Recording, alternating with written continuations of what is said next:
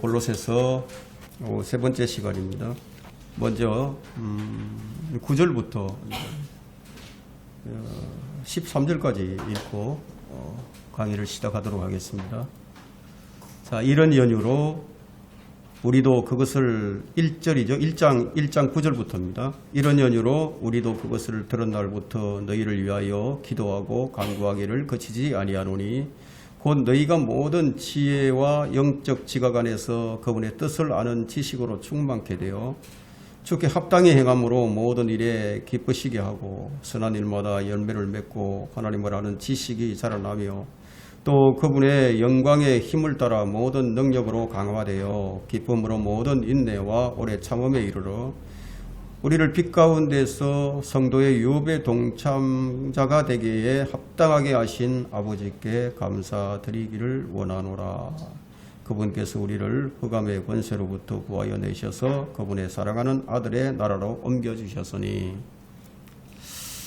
자, 오늘 우리가 살펴볼 이 본문의 내용은 우리가 예수님을 믿지만 그러나 우리가 더 예수님을 더 깊이 알고 또 그분과 동행하는 삶을 살라는 것을 강조하는 그런 메시지입니다. 이것이 이제 바울이 골로새 교회에 편지를 보내게 된 그런 목적이 동기가 되는 거죠. 자, 9절로 봅니다. 이런 연유로 우리도 그것을 들은 날부터 너희를 위하여 기도하고 간구하기를 그치지 아니하노니. 이런 연유로 그 연유가 뭐냐? 그것을 들은 날부터 이제 무엇인가를 들었다는 거죠. 그 바울이 이제 무엇을 들었을까요? 바울이 이 이단들이 들어왔다는 소식을 듣고 이 골로새 교회가 매우 큰 위기에 놓여 있다고 본 거죠. 이단들의 목적이 무엇입니까? 이단들의 목적은 교회를 파괴하는 것이 목적이에요. 분열을 일으키고 이 교회를 파괴시키고자 하는 것이 이제 목적인데 하나님의 피로 사신 교회를 파괴시키는 거죠. 이것이 사탄의 목적이죠. 그죠? 이단들은 사탄의 종이 되는 거죠. 그러니까 바울이 이 부분에 있어서 얼마나 많은 염려를 했는지 그가 이제 편지를 쓸 때마다 이제 빠지지 않고 언급하는 것이 바로 이단교리였어요. 왜냐하면 적은 누룩이 교회를 병들게 할 수 있기 때문인데요. 그래서 바울은 그 소식을 들은 날로부터 그의 회심자들을 위해서 쉬지 않고 이제 기도를 했다는 거죠. 그 기도의 핵심이 이제 나옵니다.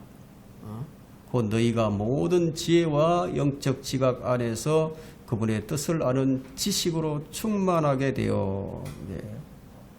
여기 기도의 내용이 이제 7가지로 이제 나오고 있는데, 자, 이런 내용들은 영적 분별력을 갖게 해달라는 기도였어요. 이단들을 분별해야 이단들에게 속지 않을 수가 있죠. 그 위조 달러를 검사하는 그런 이제 감별사들이 있죠. 그 감별사들은 그 위조 달러를 가지고 연구하는 것이 아니라 진짜 달러를 가지고 연구를 합니다. 그래서 진짜 달러를 계속 연구를 하다 보면은 그 위조 달러가 금방 이제 알 수가 있다고 하는데요. 그 영적 분별력도 마찬가지예요. 우리가 뭐 이단 교리를 계속 공부를 할 것이 아니라 하나님의 말씀을 가지고 연구를 하고 비교하면은 무엇이 다른지를 금방 가려낼 수 있기에 바울은 지금 그들이 하나님을 아는 지식으로 자라나기를 지금 구하고 있어요. 하나님을 아는 지식으로 자라난다. 이건 매우 중요하다는 거예요. 왜냐하면 지금도 우리 주변에는 뭐 이단 교리들이 난무하고 있기 때문에 무엇이 옳고 그런지 판별하지 못한다면은 큰 문제가 이제 발생하게 되는 거죠. 성경은 이제 그들이 나타날 때는 이제 하나님의 종으로 가장해서 나타난다고 얘기를 합니다. 그럼 하나님의 종으로 가장해서 나타난다는 것은 그 하나님의 말씀을 가지고 온다는 얘기죠. 하나님의 말씀을 가지고 와서 미혹을 한다는 거예요. 성경은 그들의 실체를 밝혀줍니다. 그 고린도후서 11장 14절 15절에 그들의 실체를 밝혀주고 있는데 그런 자들은 사도들이 아니라는 거예요. 그들은 진짜 종이 아니다. 그들은 거짓 사도들이요 기만하는 일꾼들이요 자신들을 그리스도의 사도들로 가장하는 자들이다. 위장한 자들이라는 거예요. 그런데 이것이 놀랄 일이 아니라고 얘기합니다. 왜 놀랄 일이 아니라고 얘기합니까? 너무 많기 때문에. 어쩌다 있는 게 아니라 너무 많아요. 이런 사탄도 자신을 빛의 천사로 가장하기 때문이라. 자, 우리에게 하나님을 아는 그런 바른 지식이 없다면은 우리도 다 흔들리게 됩니다. 얼마나 그럴듯하게 이제 성경적으로 들리는지. 그래서 이제 그걸 감별해내기가 쉽지가 않아요. 마귀는 이 세상을 어둡게 만들어서 사람들이 하나님을 제대로 알아보지 못하도록 그렇게 만들어 놓았어요. 아주 교묘하게 그리고 정교하게 하나님을 아는 지식을 약간씩 손을 봅니다. 그 대표적인 게 바로 이제 우리를 구원하는 그리스도의 복음을 변질시키는 거예요.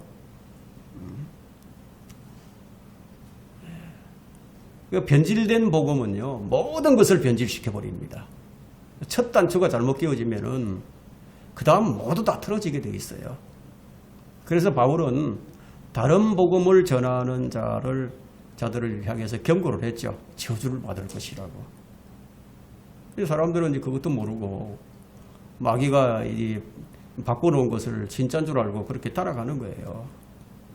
그런데 그 속도가 얼마나 빨랐던지 바울이 이렇게 얘기합니다.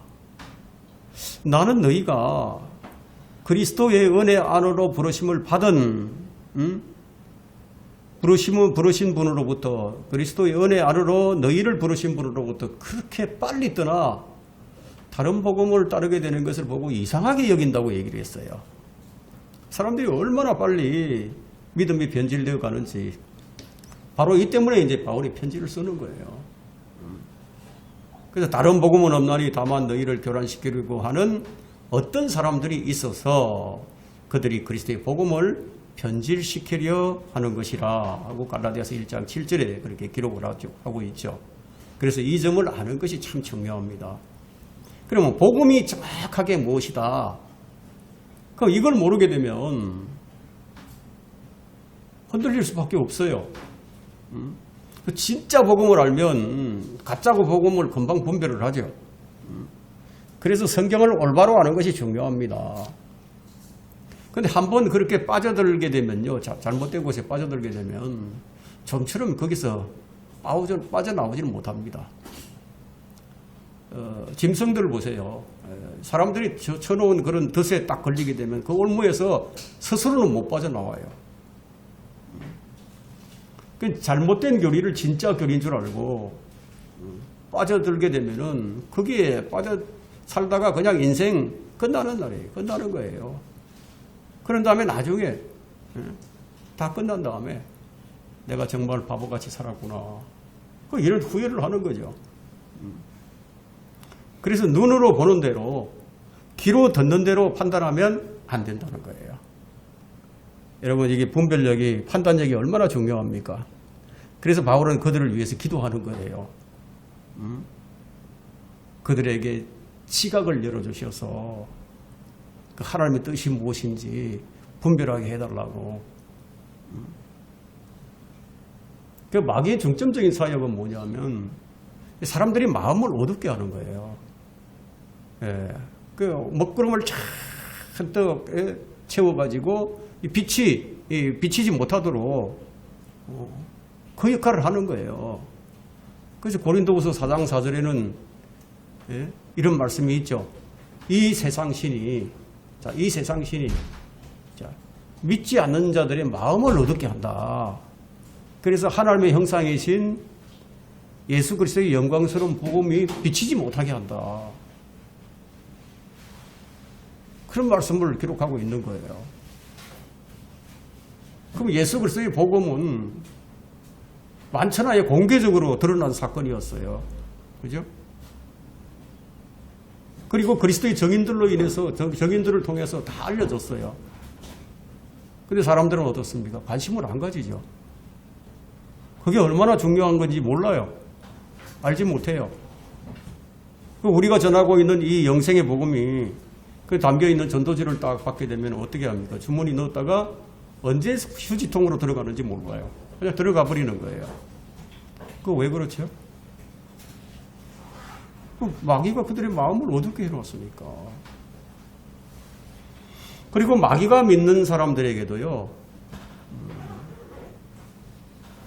마귀가 우리 믿는 사람들에게도 동일하게 역사를 합니다. 안 믿는 사람에게만 역사하는 것이 아니고, 가장 중점적으로 하는 사역이 뭐냐, 마귀의 사역이 사람들의 마음을 부패시키는 겁니다. 그리스도 안에 있는 단순한 그런 지식, 단순한 믿음에서 자꾸 떠나가게 만드는 거예요. 마음을 부패시켜서 믿음을 변질시키는 거예요. 그래서 가급적이면은 성경에 없는 그런 용어라든가 성경에 없는 단어들 이런 거는 사용하지 않는 게 좋아요. 잘못된 지식을 갖게 만들거든요. 그런 것들이. 그래서 이단들이 하는 일이 어떤 일을 합니까? 결국은 알고 보면 나중에 다른 예수야. 나중에 알고 보니까 결과적으로 보니까 다른 영을 받고 있어. 나중에 결과적으로 보니까 이것이 다른 복음이야. 그래서 바울이 뭐라고 얘기합니까? 나는 뱀이 그의 관계로 이불을 속였던 것처럼 너희 마음도 어떤 방법으로든 그리스도 아래에 있는 단순한 믿음에서 부패할까 두려워하노라. 바울이 염려하고 있었던 것이 이것이었어요. 사람들이 믿음에서 벗어나는 것, 잘못된 길로 빠져드는 것, 이것을 염려했었어요. 어떤 방법으로든 잘못 믿게 만든다는 거예요. 그 방식이 어떤 방식인지는 그 다음 구절에 나오는데요. 고린도후서 11장 4절에 그 다음 구절에 나와요. 그럼 만일 누가 와서 우리가 전파하지 않는, 바울이 한 번도 전파하지 않았는데 또 이상한 그런 것을 전한다는 거예요. 또 다른 예수를 전파하거나 너희가 받아들이지 않은 또 다른 영을 받거나, 그러니까 성령이 아닌 다른 영을 받는다는 거예요. 너희가 영접하지 않은 또 다른 복음을 영접하면 너희가 그를 잘 용납하는도다. 이게 무슨 말씀입니까? 어떻게 그렇게 빨리 그렇게 이상한 대로 끌려갈 수 있느냐. 그걸 얘기하고 있는 거죠. 그래서 이단들이 하는 일이 이거예요. 다른 예수를 믿게 하고 다른 영을 받게 하고 다른 복음을 영접하는 일, 이것을 지금 이단들이 하고 있는 거예요. 바로 이런 이유 때문에 여러분은 성경을 바르게 알고 바르게 실행을 해야 됩니다. 바른 진리와 바른 믿음은 바른 성경에서 나오는 거예요. 그럼 마귀는 우는 사자처럼 삼킬 자를 찾아서 두루다니고 있다고 했는데, 그러면 지금 우리에게 가장 시급한 것이 무엇입니까? 성경을 배우고 진리의 지식으로 무장을 해서 영적 분별력을 갖추는 거죠. 여기서 들으면 이런 것 같고 저기서 들으면 저런 것 같고, 기준이 없으면 안 돼요. 분별력이 있어야죠. 한 나라가 망하는 것도 바로 그것 때문이에요. 대통령이 판단력이 없으면 나라 망하는 거예요.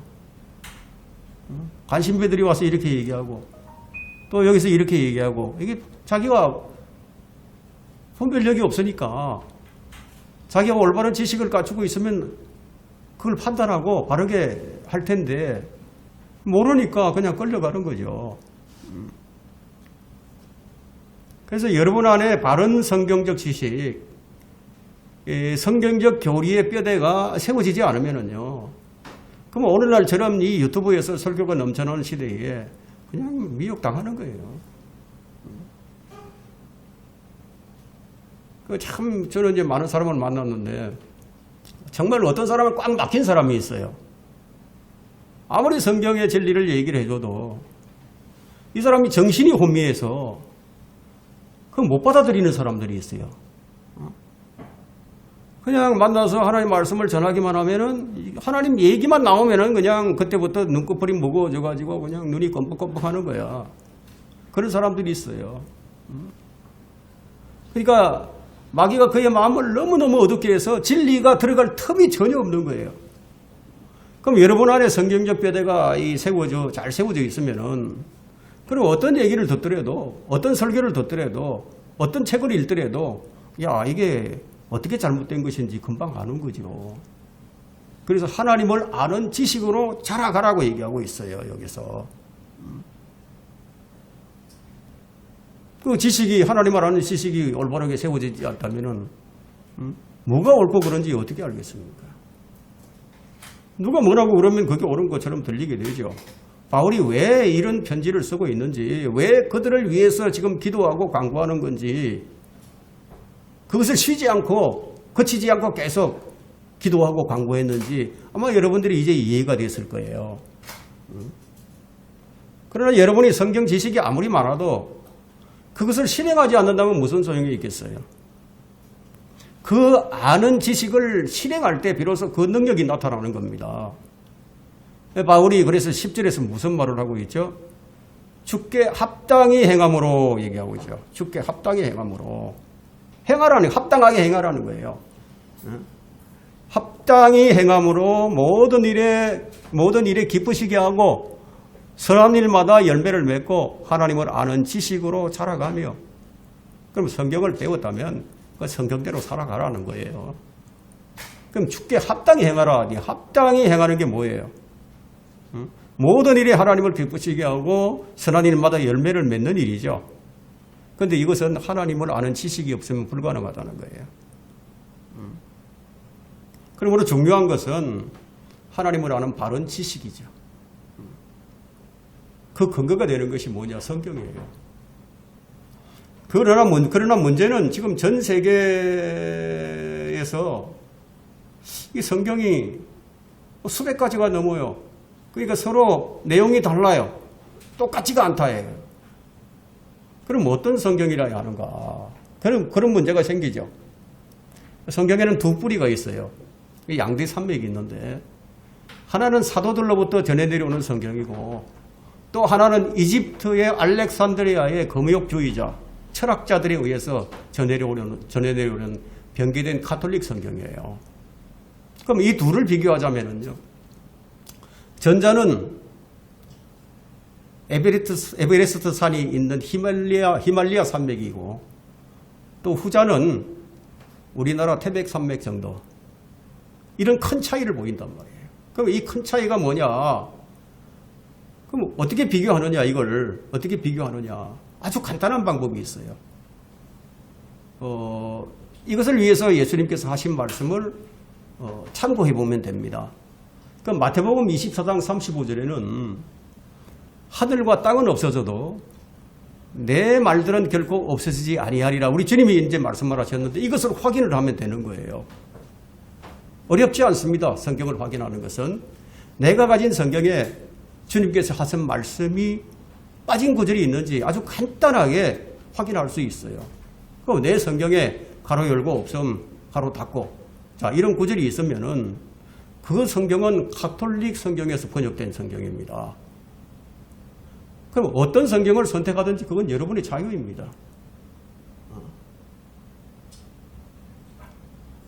사도들부터 내려오는 헬라어 성경은 AD 150년에 구시리아 역본과 구라틴어 역본으로 이미 번역이 됐어요. 그래서 번역이 돼서 쭉 전해 내려왔죠. 그러다가 이제 영어로는 틴테일 성경이 이제 나오게 됐고요. 그리고 제네바 성경, 비숍 성경, 그리고 킹 제임스 성경, 독일어로는 이제 루트 성경, 스페인, 또 이태리, 또 프랑스, 올리베탄 성경, 레이나 발레나 성경, 디오다트 성경, 또 이런 성경들이 쏟아져 나왔단 말이에요. 종교개혁으로부터. 그러니까 1530년부터 1900년까지 이런 성경만이 많이 사용이 됐어요. 약 400년 동안 한 가지 성경이 사용된 거예요. 그 후 1900년 초기부터 가톨릭 성경을 전신으로 한 현대 역본들이 쏟아져 나온 겁니다. 그런데 애석하게도 현대 역본들이 지금의 기독교계를 잠식해버렸습니다. 성경은 하나님의 말씀이에요. 그런데 그 하나님의 말씀이 약간씩 좀 다르게 기록이 되어 있다면, 그럼 그것을 사용하는 사람들은 그 잘못된 것을 진짜인 줄 알게 되겠죠. 그죠? 그럼 그 잘못된 지식으로 인해서 잘못 실행을 할 수밖에 없죠. 성도들이 그 잘못된 실행을 하게 되는 그것은 우연이 아닙니다. 그건 잘못된 지식에서 나온 거거든요. 그 열성만 있다고 또 되는 것도 아닙니다. 유대인들을 한번 보세요.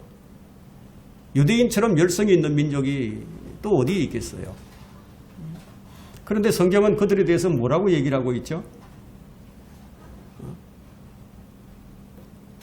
그들에게는 하나님을 아는 지식이 아니라 하나님께 대한 열성은 있는데 지식을 따라서 된 것이 아니니라. 이렇게 로마서 10장 2절에 얘기를 합니다. 유대인들의 열성은 하나님을 아는 지식에서, 바른 지식에서 나온 것이 아니었다고 그런 지적을 하는 거죠. 그 유대인들은 하나님께 대한 열성은 참 많이 있었지만 하나님을 정확히 알지 못하였기 때문에 그냥 버림받게 된 것입니다. 그들은 율법을 지키는데 그냥 믿음으로 지켜야 되는 줄 몰랐어요. 그냥 무조건 행위로만 하면 되는 줄 알았어요. 바울이 그들이 어찌해서 그렇게 되었는지를 로마서 9장 32절에서 설명을 해줍니다. 어찌하여 그렇게 되었느냐? 이스라엘이 어찌하여 그렇게 되었느냐? 이는 그들이 믿음으로 의를 구하지 아니하고 율법의 행위로 되는 것처럼 구하였기 때문이라. 분명하게 그들의 잘못이 무엇인지를 지적을 해주고 있죠. 그러므로 우리는 하나님을 알되 점점 더 알아가야 돼요. 점점. 그래서 하나님의 뜻이 무엇인가? 디모데전서 2장 4절에는 하나님의 뜻이 나옵니다. 하나님께서는 모든 사람이 구원을 받고 진리 지식에 이르시기를 원하시느니라. 구원받은 사람은 누구나 진리의 지식에 이르러야 한다는 거예요. 그렇다고 해서 지식만 채우라는 얘기는 아닙니다. 여기서 말하고 있는 주를 알아가는 지식으로 자라가라는 것은 그것은 그분과의 관계성에 있습니다. 어떤 사람은 주님과의 관계는 좋아지지 않고 주님에 대한 지식만으로 머리에 채우는 사람들이 있는데, 그런 사람들은 머리만 커져요. 그 머리만 커져가지고 다른 사람들을 비난하고 저주하고 이게 교만해져서 자기보다 지식을 좀 모르는 사람을 업신여기기를 좋아하는 거예요. 이제 다른 사람들을 계속 인신공격을 하면서 저주를 하고 내리 까는 짓을 아주 두려움 없이 행하는 것을 보게 됩니다. 여러분은 하나님과 얼마나 친밀합니까? 관계라는 것은 여러분 좋아졌다가 나빠질 수도 있어요. 항상 좋아야 되겠지만 하나님과 이제 여러분은 이제 하나님과 친밀하게 동행하면서 사는 지가 얼마나 되었습니까? 여러분 지식은 공부하면 알아요. 머리 좋은 사람이 더 빨리 합니다. 지혜는 지식을 아주 유용하게 사용하는 것이 지혜입니다. 그래서 오늘 9절에 보니까 너희가 모든 지혜와 영적 지각 안에서 그분의 뜻을 아는 지식으로 충만케 되어, 이처럼 우리가 하나님을 점점 더 깊이 알게 되면은 주님께 합당하게 행하게 돼 있어요. 모든 일에서 주님이 기뻐하실 일인지 판단을 하게 되죠. 이 일이 정말 내가 하고자 하는 이 일이 내가 맺는 이 열매가 정말 옳은 열매인지 나쁜 열매인지 판단을 한다는 거예요.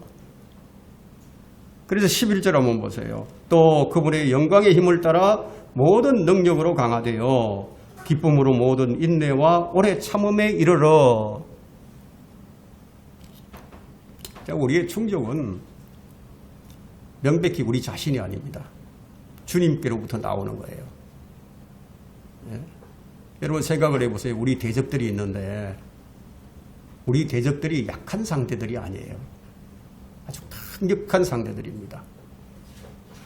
예, 뭐 단순히 뭐 이단 정도가 아니라 우리의 대적들은 육신과 세상과 마귀예요.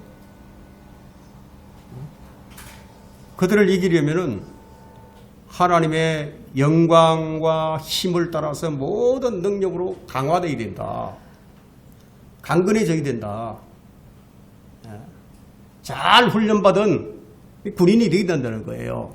그럼 어떤 사람이 하나님의 모든 능력으로 강화된 사람인가? 그런데 영적 지각 안에서 하나님을 아는 지식으로 아주 충만하게 된 사람이라면은 그러면 그 사람은 하나님의 영광이 무엇인지를 알게 되겠죠. 그럼 하나님을 알고 하나님의 영광을 보는 사람은 우리 대적들이 아무리 나를 공격해 오더라도 넘어뜨릴 수 없어요. 넘어지지 않아요. 우리 대적은 마귀인데 울부짖는 사자처럼 산길을 찾아서 두루다니고 있다고 얘기를 했죠. 그리고 인류 6천년, 인류 역사 6천년에서 단 한 분, 예수 그리스도를 제외하고는 모든 사람을 물리친 강력한 자가 바로 마귀예요. 예수님 빼놓고는 다 이겼습니다. 그런 자를 하나님의 말씀으로 무장하지 않고 어떻게 이길 수 있겠습니까? 여러분, 기드온은 칼과 창을 가지고 싸우지 않았습니다. 우리 역시 마찬가지예요. 우리의 전쟁 무기는 육신적인 것이 아닙니다. 오직 하나님을 통해서 견고한 요새를 무너뜨릴 수 있는 하나님의 능력이라고 성경은 말씀하고 있습니다. 하나님의 능력만이 승리를 보장하는 것이죠. 자, 우리가 이 악한 세상에서 대적들과 싸우려고 한다면 무엇으로 그들을 이길 수 있겠습니까? 오직 하나님의 능력뿐이라는 거예요. 이 악한 세상을 사노라면 우리가 얼마나 많은 일들을 겪게 됩니까? 얼마나 많은 고통이 있고 얼마나 많은 아픔이 있습니까? 그런데 사도 바울은 지금 뭐라고 얘기하죠? 기쁨으로 모든 인내와 오래 참음에 이르라고 얘기를 합니다. 그런 상황 가운데서도 기쁨으로 모든 인내와 오래 참음으로 이르라 이런 얘기를 하고 있는데 그러면 어떤 사람이 도대체 기쁨으로 참고 끝까지 견딜 수가 있겠습니까? 그것은 주님을 아는 지식에서 나오는 하나님의 능력으로 하나님의 모든 능력으로 강화된 사람이라는 거예요. 하나님의 모든 능력으로 강화되라는 얘기죠. 그럼 하나님의 능력으로 강화된 사람은 얼마든지 참고 기쁨으로 인내하면서 견딜 수 있어요. 자, 이제 우리의 삶의 원리를 한번 생각을 해봅시다. 자, 우리의 삶은 나를 위한 삶이 아니에요. 그리스도인은 나를 위한 삶이 아니에요. 우리가 살아도 주를 위하여 살고 죽어도 주를 위해서 죽나니 그러므로 우리가 살든지 죽든지 우리는 주의 것이라. 우리는 우리를 위해서 사는 사람들이 아니라는 거예요. 모든 일을 하나님의 영광을 위해서 사는 사람들입니다. 그러니까 이런 지식이 믿음으로 자리 잡은 사람은 능력 있는 삶을 살아갑니다.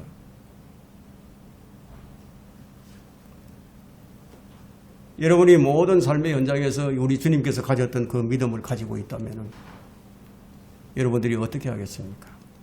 예수님처럼 하겠죠. 예수님은 내 원대로 마옵시고 아버지의 뜻대로 하옵소서 이런 기도를 하셨어요. 도대체 어떤 사람이 이런 기도를 하고 기쁨으로 모든 인내와 오래 참음에 이를 수가 있겠습니까? 현실적인 우리 삶에는 고통이고 아픔인데 하나님의 뜻을 아는 지식으로 충만케 된 사람, 살든지 죽든지 주를 위해서 사는 사람, 그러니까 이런 기도를 하고 이런 삶을 살아가는 거예요. 바울이 이것을 위해서 지금 기도하고 간구합니다. 하나님의 지혜를 알고 하나님의 뜻을 알고 하나님의 능력을 알고 하나님의 영광을 내가 알고 나면은 절대로 내 좋을 대로 생활하지 않아요. 내 좋을 대로 믿지 않아요. 이걸 모르니까 자기 좋을 대로 하나님을 섬기게 되는 거죠. 하나님의 뜻을 알게 되면 우리는 감사할 수밖에 없게 됩니다. 바울은 우리 모두 이런 자들이 되기를 원한다고 했는데 12절을 보세요. 우리를 빛 가운데서 성도의 유업의 동참자가 되기에 합당하게 하신 아버지께 감사드리기를 원하노라. 합당하게 해주셨어요. 유업의 동참자가 되게 해주셨어요. 하늘의 상속자가 되게 해주셨어요. 그럼 우리에게는 감사의 조건이 이제 넘쳐나고 있는 거죠.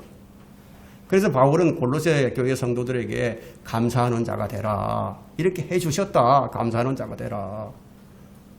그 이유가 하나님께서 너희를 빛 가운데서 성도의 유업의 동참자가 되게 해주시지 않았느냐.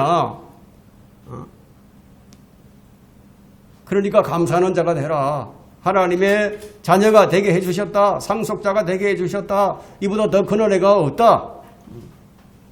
이것이 정말 그럼 가장 큰 은혜인지 어떻게 아느냐는 거예요. 여러분 하나님을 아는 지식으로 충만해지면은 그걸 알게 됩니다. 성경은 하늘에 쌓여있는 우리 소망이 있음을 5절에서 이미 보여주셨어요. 너희를 위하여 하늘에 쌓여있는 소망 때문이니 이것을 베드로전서 1장 4절에서 밝혀주고 있습니다. 이는 너희를 위하여 하늘에 썩지 않고 쇠잔하지 않는 더럽지 않고 쇠잔하지 않는 유업을 간직해 두셨으니 자 이뿐만 아니라 우리가 하나님을 아는 지식으로 자라갈 때 더 큰 감사의 이유가 있습니다. 또 있습니다. 그 13줄이에요. 그분께서 우리를 흑암의 권세로부터 구하여 내셔서 그분의 사랑하는 아들의 나라로 옮겨주셨으니 이미 옮겨주셨어요. 앞으로 옮겨줄 것이 아니라 이미 옮겨졌다 이거예요. 우리가 구원받는 순간에 우리에게 어떤 일이 일어났는지를 간단하게 썼는데 그 엄청난 말씀이에요. 앞으로 그렇게 해주실 것이다가 아니라 이미 그렇게 옮겨주셨다. 자, 이 구절은 요한복음 3장 5절을 보면 이해가 됩니다. 그럼 우리가 구원받는다는 것은 이제 우리가 구체적으로 살아갈 구체적인 장소, 그건 나라가 바뀌었다는 것을 의미하거든요. 그래서 진실로 내가 너희에게 말하노니 사람이 물과 성령으로 태어나지 않으면 하나님의 나라에 들어갈 수가 없느니라. 자, 이 나라는 죽어서 들어가는 나라도 아니고 이 나라는 주님이 재림하셔서 세우시는 천년왕국도 아니에요. 그럼 이 나라는 영적인 하나님의 나라인데 즉 우리 안에 있는 하나님의 나라예요. 그럼 이 나라를 이해하려면 우리가 이제 누가복음 17장 20절에서 21절을 보게 되면 알게 되죠. 주께서 언제 하나님의 나라가 오겠느냐는 이 바리새인의 질문을 받게 됩니다. 그들에게 예수님께서 답변을 하시는데 하나님의 나라는 볼 수 있게 오는 것이 아니다. 또 사람들이 보라 여기 있다 또한 저기 있다 라고도 말하지 못하리니 보라 하나님의 나라가 너희 안에 있기 때문이라. 그러니까 하나님의 나라가 무엇인지를 알지 못했던 바리새인들에게 지금 하나님께서 자세하게 하나님의 나라가 무엇인지를 설명해 주셨어요. 그럼 성경에 이렇게 기록해 주셨는데도 그런데도 아직도 하나님의 나라가 무엇인지를 잘 이해하지 못하는 사람들이 엄청 많이 있습니다. 이 나라는 물리적인 개념이 아니에요. 이 나라는 성령 안에 있어요. 여러분 로마서 14장 17절 한번 보세요. 거기 뭐라고 말씀하고 있는지. 하나님의 나라는 먹고 마시는 것이 아니라고 얘기합니다. 하나님의 나라는 먹고 마시는 것이 아니라 다만 성령 안에서 의와 화평과 기쁨이니라. 또 한 구절을 더 확인해 본다면 고린도전서 15장 50절이 되겠죠. 혈과 육은 하나님의 나라를 상속받을 수가 없으며 썩을 것은 썩지 아니할 것을 상속받을 수가 없느니라. 이 물리적인 것이 아니라는 것을 이제 나타내고 있죠. 그죠? 하나님의 나라는 물리적인 개념이 아니고 지금 이 나라가 지금 우리 안에 이루어져 있다는 거예요. 우리는 지금 물리적인 세상에서 살고 동시에 영적인 하나님의 나라의 백성으로서 살아갑니다.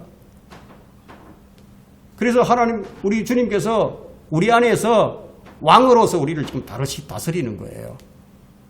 그 일이 지금 우리 안에서 이루어져 있다는 거예요. 그러므로 우리는 우리를 빛 가운데서 성도의 유업의 동참자가 되게 해주신 하나님 아버지께 감사를 드리는 것이 너희가 마땅하지 않겠느냐 하는 거예요. 이것이 바울은 이것을 골로새 성도들에게 가르치고 있습니다. 하나님의 아들을 아는 지식, 그리스도의 충만하심의 장성한 분량에 이르는 것이 얼마나 중요한 것인지를 지금 일깨워 주는 겁니다.